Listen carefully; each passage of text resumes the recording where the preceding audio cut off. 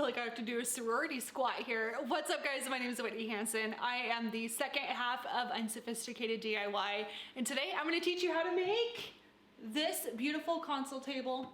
Hey guys, welcome back to another video. This is going to be another part of our design dupe series because this console table is very, very similar to one I found from Lulu and Georgia, which is a phenomenal furniture company. They have really cool pieces. However, it was over $2,000 for that console table. So when I saw that, I immediately knew I had to do a design dupe for this. So let's go ahead and dive in to exactly what you're gonna need and how to build this beautiful table.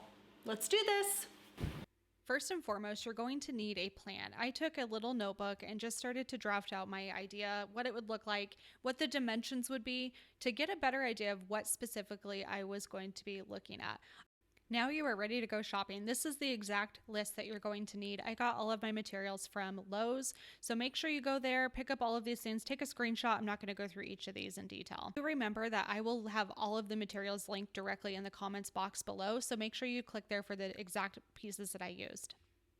Once I went shopping, I had started to lay all the boards out on my floor to see what type of height did I want in between each of the different boards, the shelves, and how did I want it to look. So I just did a little bit configuring, and basically these were the measurements that I came up with for my own console table.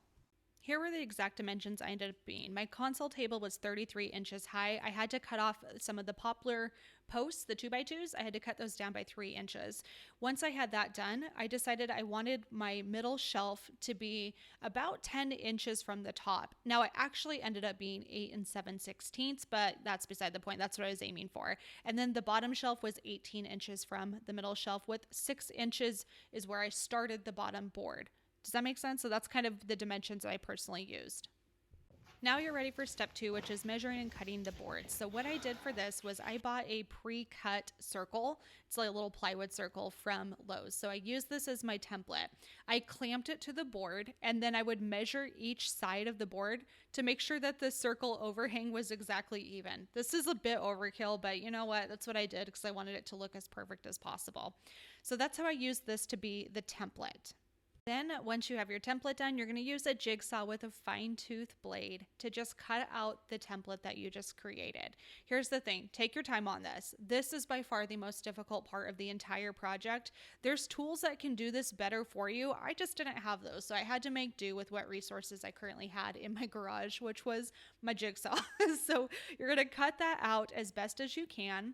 And then once you have it cut out, then you're going to go ahead and sand it with an orbital sander. Edges are going to be definitely a little bit janky, so that's why we're sanding them out to give them a smooth finish.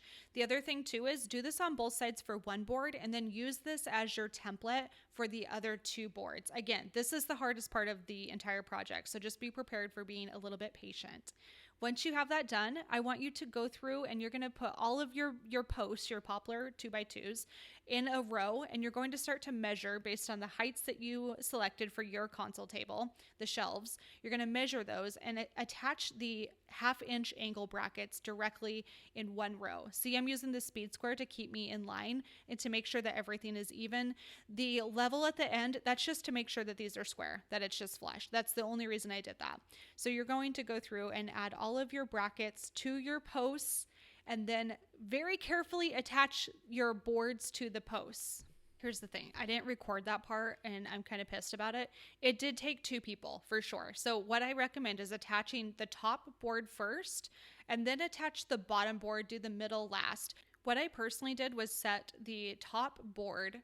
Basically, I built this upside down. So I set the top board down on my garage floor and attached the posts with the brackets directly to the top board. And then I did the exact same thing. I had Tony hold the board underneath so I could attach the bottom piece. And then, of course, I could flip it over, put my middle one in, and attach it by myself. That's the process that I did. It seemed to work really, really well, but it definitely was a little tricky because Tony had to push the posts in together a little bit closer so there was no gap. So do know that it is going to take some finagling, but it's not too bad. Once I had it assembled, then I just used that aged oak gel stain and just stained the entire thing. What I'd recommend is actually staining all of this stuff before you assemble it, but hey, here we are. This is the way I did it. I was just learning as I was going. So next, I just took that gel stain with a foam brush and just very carefully stain the whole dang console. So that's what you do next. Now you're ready for the tedious part, which is getting all of the wooden slats ready. I used a stain conditioner first. You actually don't need to do this. I've built this now twice, and I didn't see a huge difference between using a stain conditioner and not. But if you want to be a little bit more profesh, then definitely use this, and it helps. I laid out all of the slats first, and then I started to stain and condition those as well. What I would recommend, I didn't do this in the right order, but I would actually recommend cutting your slats to basically fit the top shelf to the bottom shelf. For me, that was 27 inches. I would recommend cutting those first and then doing this process. I ended up wasting some stain by doing it the opposite direction, which, hey, it happens. The other important piece, this is gonna save you so much time. On these slats, there's a sticker. The sticker is a pain in the butt to get off. So please make sure that you're cutting off the sticker end so you don't even have to worry about that part. I didn't do that on a couple, and it was such a pain, you guys. It really was. The other important piece too is to remember that when you're doing this, it's a repetitive cut. I've already done a video, it's linked in the comments box below, or you can click here and it will teach you exactly how to set up a stopper for repetitive cuts so they're the exact same cut every single time and you don't have to worry about them being different lengths. The other piece too is when using gel stain, watch out for drips. Trust me on this. I did not pay that close of attention. And the drips were such a pain in the butt. It was something where we actually had to sand it off because it looked like crap. So it was just an extra step that I didn't need to do. If I were to redo this project again, here's what I would have done differently. I would have cut the boards first. I would have then wood conditioned and stained them. And I would have did one side first, being really careful not to get much on the edges. And then I would have let that dry. It would have taken 3 days to get all of this stained. Just to be safe and give you enough drying time. And then when you start to stain the other side, so after one full day you stained it, you let it dry, then you can take it and stain the other side. Do the edges, do the back side, and it just saves you so much time. I promise. It's just a lot faster this way. Once these are dry, you're ready to attach the slats. So what I first tried was using wood glue and a spacer. Remember when I did the DIY s'more sticks? It's another video on this channel. I had some leftover wooden dowel that was about 7/8 inch circle. So I used that as my spacer. I just cut it into 3, and every single one, I just did the little spacer between the top, the middle, and the bottom. So I wood glued. Here's what I would recommend. The wood glue was fine. It worked. It was okay until you get to the edges. There's no way around this. You're going to need to use a brad nailer to nail the pieces on the edges. What I did on my second table when I did this again is I actually just used the brad nailer for everything. It was so much faster than the wood glue. So save yourself some time, learn from my mistakes, and just use a brad nailer all the way around. It just makes it so much easier. With the brad nailer, the piece that I want you to be really careful of is watching out for the top, the bottom, and the middle boards. Try not to nail and have that nail go through. You want to make sure that you're really centered on the board and that it's not going to shoot through the top or the bottom of your shelves.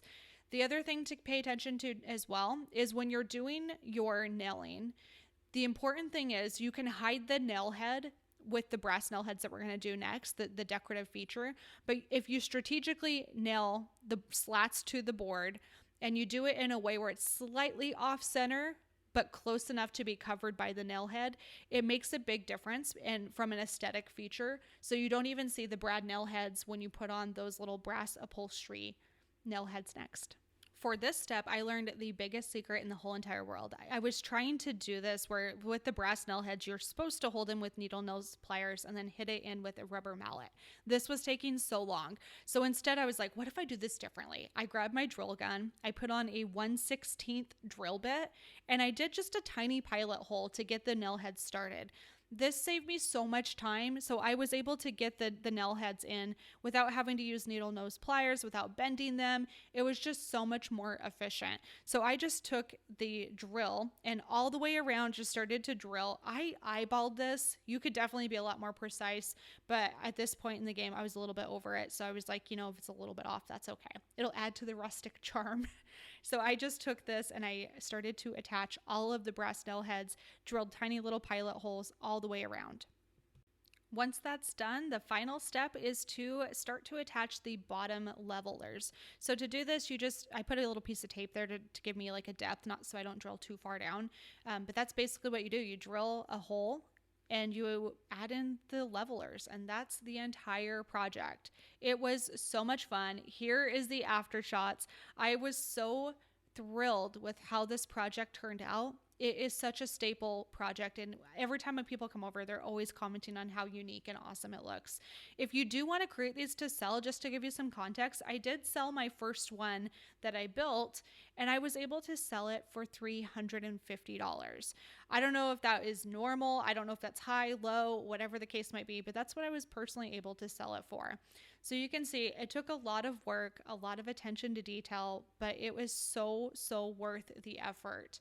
What I didn't show is it's really important to seal this wood. So just use a wipe-on poly coat and a matte finish to give you this beautiful look. There it is. I hope you guys enjoyed this design dupe. And if you did, give this video a thumbs up and make sure you subscribe to the channel for more videos in the future. Thank you so much for watching. We'll see you guys for another video soon. Bye.